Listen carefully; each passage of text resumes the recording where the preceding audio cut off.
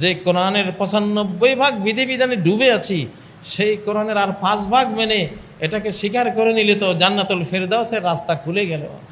এই বাংলাদেশের স্বাধীনতার সাথে আমার ইতিহাস জড়ানো।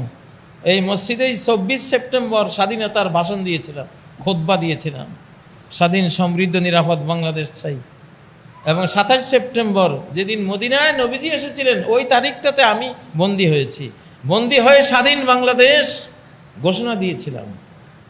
তাহলে এই 24-এর স্বাধীনতার সাথে আলেমরা জড়ানো, হাফেজে কোরআনরা জড়ানো, ইমাম খতিবরা জড়ানো। একজনের মুখ থেকে আসলেই হলো, যেই বলেছে বলবে, সে তো সবার প্রতিনিধি হিসাবে সবার পক্ষ থেকে বলেছে।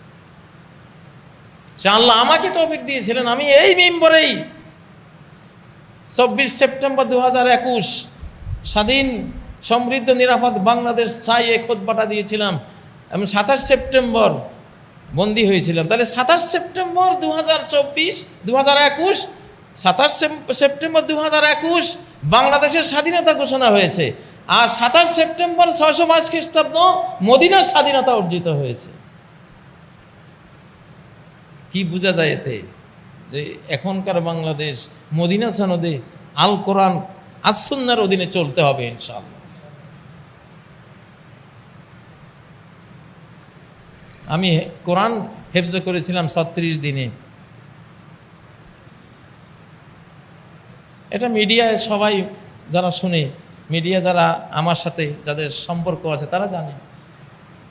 আমি যখনই জুলাই 36-এর কথা আমার মুখে আসে, আমার হেফজুল কোরআন 36-এর কথা মনে পড়ে, যে তাহলে অবশ্যই 36 দিনে কোরআন হেফজের সাথে 36 জুলাইয়ের এই স্বাধীনতার সম্পর্ক আছে না নাই? অবশ্যই আছে।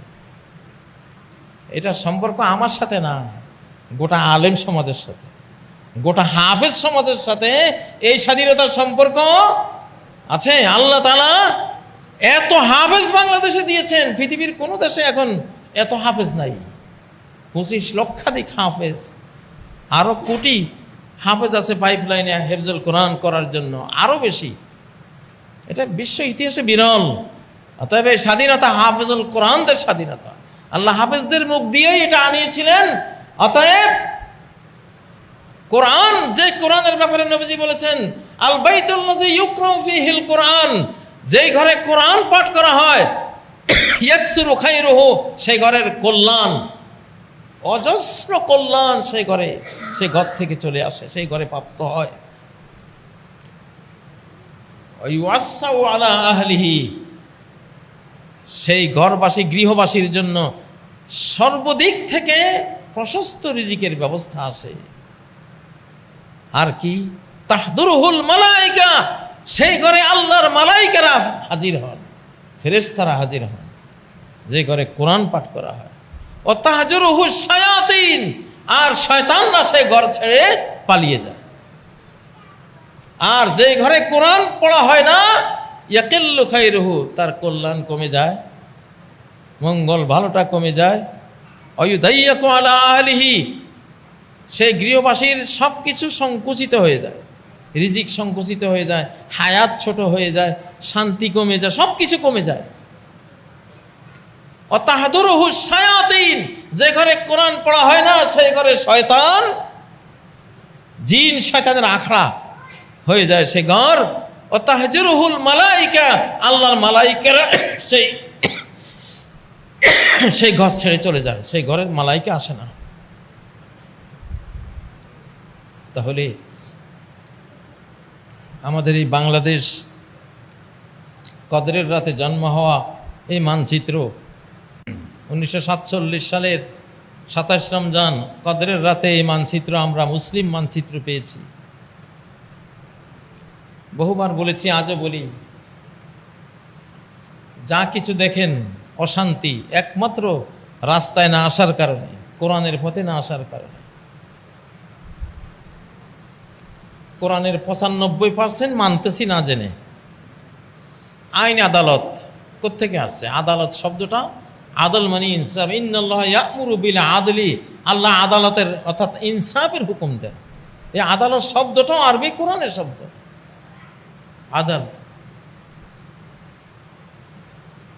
বিচার, বিচার ব্যবস্থা, অর্থনীতি, স্বরাষ্ট্রনীতি, পররাষ্ট্রনীতি, সমস্ত নীতির জনক হলো এই কোরআন। এই কোরআন।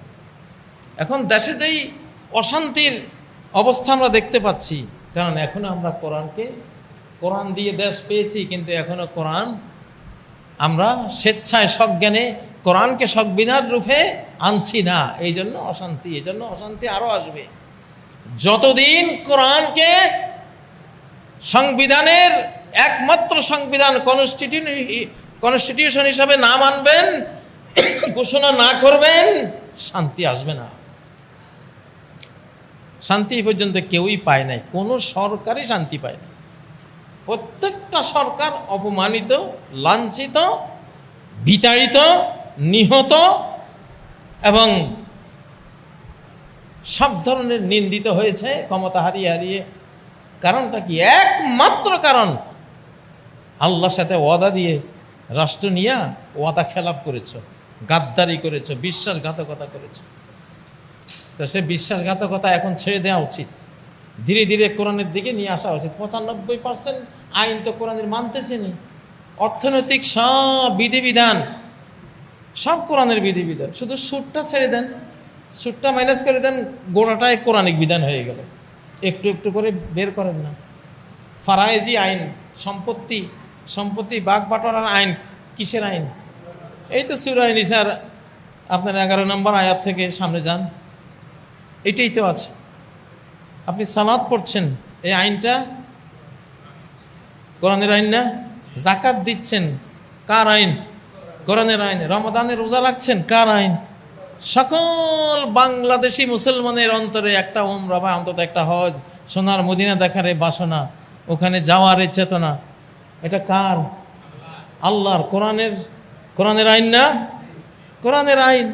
মরে গেলে আপনাকে গোসল দিতে হবে, মরে গেলে আপনাকে একটু সুবাসিত কিছু দিয়ে আপনাকে সুবাসিত করতে হবে, মরে গেলে আপনার ঋণ পরিশোধ করে দিতে হবে, মরে গেলে আপনাকে সসম্মানে পোড়ানো যাবে না, লাশ অপমান করা যাবে না, কাফন পরাতে হবে, আপনার জন্য একটা সালাতুল জানাজার আয়োজন করে, নয়নাশ্রু বিসর্জন দিয়ে দোয়া করে করে আপনাকে আল্লাহর মানুষ, আল্লাহর মাটিতে সমর্পণ করতে হবে। কার আইন? তো আপনি তো মানতেছেন রে ভাই, ঘোষণা দিতে সমস্যা কোথায়? যে না, এই দেশ আসলে আমরা মুসলমান মানি তো আগাগোড়া পুরাই কোরআন। মুসলমান শব্দটা, ইসলাম শব্দটা, লা ইলাহা ইল্লাল্লাহ মুহাম্মদুর রাসূলুল্লাহ থেকে শুরু করে একেবারে কবরে গোরস্থানে যাওয়া পর্যন্ত, গোরস্থানে যাওয়ার পরে রব্বির হামহুমা কামা রব্বায়ানি সগীরা বলে দোয়া পর্যন্ত, এরপরে যখনই মনে আসে মৃতের জন্য দোয়া করার, এই টোটাল সিস্টেমটাই তো ইসলাম, টোটাল সিস্টেমটাই তো মুসলমানিত্ব নাকি? তাহলে ঘোষণা দিতে আপত্তি কোথায়? ঘোষণা দেন, সরকারকে বলছি, বলেন যে হ্যাঁ আসলে তো ইসলামই পালন করছি। খুঁজলে দেখা যাবে সবটাতে ইসলাম। ইনসাফ চাই। বৈষম্যহীন বাংলাদেশ গড়তে চাই। বৈষম্য দূর করার জন্য কোটা আন্দোলনের বিরুদ্ধে লাগালাগি করতে করতে, মিছিল বিক্ষোভ করতে করতে কোটা থেকে গোটা দেশ স্বাধীন হয়ে গেল। হ্যাঁ, এই যে বৈষম্য দূরীকরণ, ইনসাফ কায়েমকরণ, এই ইনসাফের এটা কোরআনের আইন না? কোরআনের আইন। মব করা যাবে না, যে বলেন এখন নতুন বদ্র হয়েছেন আপনারা, মব জাস্টিস, মব করা যাবে না। তো মব করা যাবে না মানে জুলুম। আল্লাহ তো নিজে বলছেন যে কি,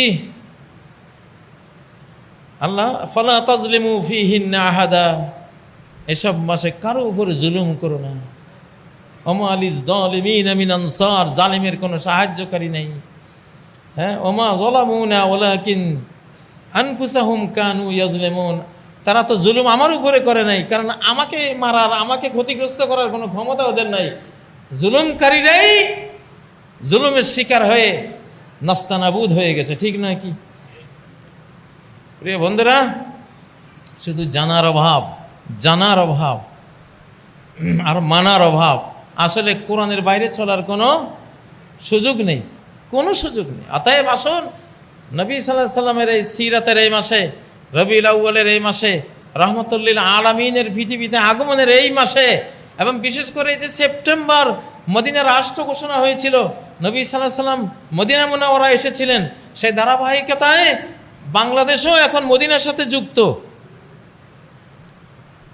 কারণ সেপ্টেম্বর মাসেই বাংলাদেশের স্বাধীনতার কথা 21 সালে আমরা বলেছিলাম, ঘোষণাও দিয়েছিলাম, যেটা 36 জুলাইতে এসে আল্লাহ তাআলা বাস্তবায়ন করেছেন। তাহলে এটা তো অত্যন্ত যুক্তিসঙ্গত যে এই স্বাধীনতার সাথে ওলামায়ে কেরাম জড়ানো, খতিবরা জড়ানো, হাফেজুল কোরআনরা জড়ানো, কোরআন প্রেমিক গোটা জনগোষ্ঠী এই স্বাধীনতার সাথে জড়ানো। আল্লাহ তাআলা আমাদের সরকারকে, আমাদের জনগণকে কোরআনকে কবুল করার তৌফিক দান করুন, কোরআনকে সংবিধান রূপে গ্রহণ করার তৌফিক দান করুন। যে কোরআনের 95 বিধিবিধানে ডুবে আছি, সেই কোরআনের আর 5 মেনে এটাকে স্বীকার করে নিলে তো জান্নাতুল ফেরদাউসের রাস্তা খুলে গেল, আমার জাহান্নামের রাস্তা বন্ধ হয়ে গেল। আজকে আফগানিস্তানে যে উন্নয়ন দেখতে পাচ্ছি, আফগান মুদ্রা এখন ডলারকে ছুঁই করছে। আফগানিস্তানে ব্যবসা করার জন্য সে চীন, সে রাশিয়া, সে আমেরিকা, ইউরোপ হুমড়ি খেয়ে পড়ছে। কিসের বারাকা? কোত্থেকে আসলো এই সমৃদ্ধি এই পাহাড় ঘেরা রুক্ষ দেশে? ইসলাম। ইসলাম মাটির নিচে এত সম্পদ আল্লাহ দিয়ে দিয়েছেন, আল্লাহু আকবার। সে সম্পদ বের করার এখন বুদ্ধি জ্ঞান দিয়ে দিয়েছেন। এটা নবীজি বলেছেন যে উতিতু মাফাতিহা খাজাইনিল আরদ, মাটির নিচে যত ধনভাণ্ডার লুকিয়ে আছে এগুলির চাবি সব আমাকে দেয়া হয়েছে। মানে ওয়ান্তুম তানতাসিলুনাহা, যেটা আমি মালিক। আমি মালিক মানে আমার উম্মতের রাষ্ট্র যদ্দূর যদ্দূর যাবে সেগুলির মধ্যে সবচেয়ে বেশি খনিজ সম্পদ পাওয়া যাবে। তোমরা সেটা তুলবা, আমার উম্মতের লোকেরা তোমরা তুলবা। আফগানিস্তান এত পাহাড় ঘেরা অনুৎপাদনশীল দেশ হওয়া সত্ত্বেও এত উন্নয়ন করছে। বাংলাদেশ যদি কোরআনকে বরণ করে বিশ্বের সর্বশ্রেষ্ঠ ধনী দেশে রূপান্তর হবে 2-4 বছরের মধ্যে ইনশাআল্লাহ। এইরকম ধনবল, জনবল, মাটি, পাহাড়, পর্বত, সাগর, নদী, প্রায় 700 নদী, রহমতের নদী, রহমতের ফল্গু ধারা এই দেশে বয়ে যায়। তো কিন্তু যেই কোরআন আরব মরুর বুকে হাসি ফুটিয়েছিল, যে আরব জাতি মরা পশুর চামড়া, পশুর মাংস খেয়ে তারা ক্ষুধা নিবৃত্ত করতে হতো, যে আরব জাতি লুটেরা, ডাকাত, খুনি, ধর্ষক এবং পরস্পরের হানাহানি মারামারির কারণে রাষ্ট্র কখনো গঠন করতে পারেনি, এই কোরআন সে আরব জাতিকে এমন এক উন্নত সংস্কৃতি, শিক্ষা, দীক্ষা, তালিম, তারবিয়া, এডুকেশন, কালচার দান করেছিল। আজকে তারা গোটা বিশ্বের শিক্ষক এবং আরবি ভাষা হলো বিশ্বের 1 নম্বর বিজনেস ল্যাঙ্গুয়েজ, ব্যবসায়ের ভাষা। কারণ টাকা পয়সা, ধনরত্ন, ধনভাণ্ডার, গুপ্ত ভাণ্ডার সব তো আরব বিশ্বে। আর গোটা আরব মরু এখন যেভাবে সবুজ হয়ে যাচ্ছে, কত শত কোটি টন যে খাবার সেখানে প্রতি বছর তৈরি হবে, আরও কোথায় যাবে? সুবহানাল্লাহ। সবই তো এই আল কোরআনের অবদান। আল্লাহর এই নিয়ামতগুলো দিয়ে আল্লাহ তাআলা মুসলিম উম্মাকে ভরপুর করে দিচ্ছেন কোরআনের ওসিলায়। আসুন আমরা এই সিরাতের মাসে, নবীর জন্ম, নবী সাল্লাল্লাহু আলাইহি সাল্লামের জন্মের মাসে আমরা আমাদের সরকারকে কোরআনমুখী হতে বলি। কোরআনকে সংবিধান হিসাবে ধীরে ধীরে, কোরআন তো 23 বছরে আসছে, এমন নয় যে আজকেই সব কিছু হয়ে যাবে। আস্তে আস্তে কোরআনের অর্থনৈতিক বিধানগুলি খুবই সহজ। রাষ্ট্র ঘোষণা করে দেখ সালাত পড়া মুসলমানদের জন্য বাধ্যতামূলক, প্রত্যেকে স্বধর্ম পালন করা বাধ্যতামূলক, ধর্মীয় অনুশীলন অনুশাসন মানা বাধ্যতামূলক। মুসলিম মেয়ে বোরকা পরবে, স্কার্ফ পরবে, শালীন ড্রেস পরবে, সে অশালীন ড্রেস পরতে পারবে না। সরকার বলে দাও 5 ওয়াক্ত সালাত নারী পুরুষ সবার উপরে ফরজ, এটা বলে দাও রাষ্ট্রীয়ভাবে। জাকাত দেয়া ফরজ রাষ্ট্রীয়ভাবে, ধনীদের উপরে জাকাত দেয়া ফরজ। জাকাত ধনীর উপরে ফরজ, একজন গরিবকে 12 মাসের জাকাত থেকে সে ভরণ পোষণের সব টাকা দিয়ে দেবে। আর যারা কর্ম করে খেতে পারে তাদেরকে ট্রাক্টর কিনে দিল, ট্রাক কিনে দিল, একটা কারখানা করে দিল, যাতে তারা স্বাবলম্বী হয়। জাকাত দেয়া ফরজ। বাংলাদেশে তো জাকাত দেয়া ফরজ নাই সরকারিভাবে, আছে দুঃখজনক। সরকারিভাবে সুদ দেওয়া ফরজ। আপনি সুদ না দিলে পুলিশ ধরে নিয়ে যাবে আপনাকে, কিন্তু জাকাত না দিলে জীবনেও পুলিশ আপনার ঘরে আসবে না। হ্যাঁ, ট্যাক্স না দিলে মামলা হবে, জাকাত না দিলে কোনো মামলা নেই। আরে বাবা, জাকাত তো ফরজ, তোমার ট্যাক্স তো ফরজ না। ট্যাক্স হলো আমার জাকাত ফরজ যিনি আদায় করেন, ফরজ জাকাত আদায়ের পরে আর কোনো ফরজ থাকে না। হ্যাঁ, রাষ্ট্র পরিচালনার জন্য বিত্তশালীদের উপরে রাষ্ট্রকে হেল্প করা, এটা একটা নৈতিক দায়িত্ব হিসাবে মাঝে মধ্যে সীমিত পর্যায়ে সেটা কর্তব্য হয়ে দাঁড়ায়।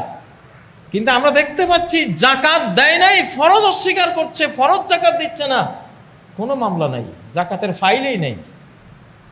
কিন্তু আপনি ট্যাক্স না দিলে ঠিকই মামলা হচ্ছে, ঠিক নয় কি? দুদক, আরে মিয়া, দুদকের প্রধান কাজ ছিল জাকাত, ফরজ জাকাত, গরিবের জনগণের গরিব গোষ্ঠীর যে রিজিক ধনীর কাছে আল্লাহ রেখেছেন শতকরা 2.5 টাকা 2.5 ভাগ, এবং সম্পদ হলে ফল ফসলের মধ্যে হলো ওসর 10 ভাগের 1 ভাগ। 4 বছরে যদি 4 বার ফসল তোমার হয়, 4 বারে তোমাকে ওষুধ দিতে হবে, এটা ফরজ। এটা ফরজ। 16.5 মণ হলে তোমাকে 16.5 মণের 10 ভাগের 1 ভাগ গরিবকে তুমি দিয়ে দিতে হবে। 100 মণ হলে 10 মণ দিয়ে দিতে হবে। 1000 মণ হলে 1000 মণের 10 ভাগের 1 ভাগ কত হয়? 100 মণ। 1000 মণ ফসল হয়েছে, 100 মণ ফসল গরিবদেরকে দিয়ে দিতে হবে। দেশে দারিদ্র থাকে না। তুমি তো আছো ট্যাক্সের ফাইল নিয়া, তুমি তো জাকাতের ফাইল নিয়া তোমার কোনো চিন্তাই নাই, ওসরের ফাইল নিয়া কোনো চিন্তাই নাই। দান সাদাকাত দিয়ে কিভাবে দারিদ্র বিমোচন করা হয়েছে, কসম ভঙ্গ করলে 10 মেসকিনকে খাওয়াও অথবা কাপড় চোপড় দাও। স্ত্রীর সাথে জিহারের ওই মশলা হলে 60 মেসকিনকে খাওয়াও। সুবহানাল্লাহ। রমজানে রোজার দিনে স্বামী স্ত্রী মিলামেশা করে ফেললে 60 দিন রোজা রাখো, না পারলে 60 মেসকিনকে খাওয়াও। কিভাবে মেসকিন পালনের সিস্টেমগুলো ইসলামে দেয়া আছে। আমরা আমাদের মাননীয় সরকারকে বলবো যে এই দেশকে দারিদ্র্যমুক্ত করতে হলে জাকাতের কোনো বিকল্প নাই। জাকাতকে সরকারিভাবে ফরজ করা হোক, ওসর সরকারিভাবে ফরজ করা হোক, তাহলে দেশের উপরে আল্লাহর রহমত আসবে। এবারের যে বৃষ্টি ধারা আল্লাহ দিয়েছেন, অভূতপূর্ব বৃষ্টি, আলহামদুলিল্লাহ, এখনো চলছে। আমি প্রতি জুমাতে আমার বৃষ্টির কথা না বললে আমার যেন হক আদায় হয় না, কারণ আমার সেই ছোট্টকালে দেখেছি এই বৃষ্টি। আল্লাহ তখন যেমন সন্তুষ্ট ছিলেন এই দেশের উপরে, সেই সন্তুষ্টি মাঝখানে হারিয়ে গিয়েছিল। আবার আল্লাহ সন্তুষ্ট, আলহামদুলিল্লাহ। সন্তুষ্টির দলিল হলো আকাশের এই মুষলধারার বৃষ্টি, সারা দেশ ব্যাপী বৃষ্টি, আলহামদুলিল্লাহ। তো আমরা রহমতের একটা পর্বে আছি, কোনো চিন্তা নেই ইনশাল্লাহ। সরকার সৎ কাজগুলি করুক। ধর্মীয় বিধিবিধান, 5টি বিধিবিধান সরকার ঘোষণা করে দিক যে 5টা মুসলমানের মানতে হবে। কলেমা তাইবা শাহাদা, এটা তো আছে, আমরা সবাই বলি। 5 ওয়াক্ত সালাত, এটা রাষ্ট্রীয় বিধান, মানতে হবে। জাকাত রাষ্ট্রীয় বিধান, মানতে হবে। রমাদান আসলে সিয়াম রাষ্ট্রীয় বিধান, আমরা তো মানি। মিয়া, তুমি একটু ঘোষণা করে দিস, সবটা নাও না, রাষ্ট্রটাকে তুমি সুন্দর করো না। হজ, এটা রাষ্ট্রীয় বিধান, সামর্থ্যবান হলে ফরজ, এটা আদায় করতে হবে। হজের সামর্থ্য নাই, ওমরা সামর্থ্য আছে, ওমরা করতে হবে। 5টা দিয়ে শুরু হোক না, 5টা দিয়ে ইসলামী বিধিবিধান শুরু হোক না। 5টা দিয়েই তো মহানবী শুরু করেছিলেন। 13-14 বছর তো 5টার উপরেই ছিল সরকার। তো 13-14 বছর এই 5টা দিয়েই সে বিশাল প্রশংসা কুড়িয়ে নিতে পারে, জনগণের সমর্থন কুড়িয়ে নিতে পারে, আল্লাহর আকাশের রহমত সে টেনে আনতে পারে। আল্লাহ তাআলা সরকারকে তৌফিক দান করুন। ইসলামের পঞ্চস্তম্ভ থেকে এই দেশে আমাদের স্বধর্মীয় বিধিবিধান চালু হোক। আপনারা চান কি না? কারা কারা চান একটু হাত তুলে দেখান। আমরা সবাই চাই, তাই না? আমি আশা করি সারা বাংলাদেশের যত কোটি মানুষ আছে আমরা সবাই চাইব এটা। আল্লাহ তাআলা আমাদের তৌফিক দান করুন। আকুলু কওলি হাযা ওয়া আস্তাগফিরুল্লাহ লি ওয়া লাকুম ফাস্তাগফিরুহু ওয়া তুবু ইলাইহি ইন্নাহু হুয়াল গফুরুর রহিম।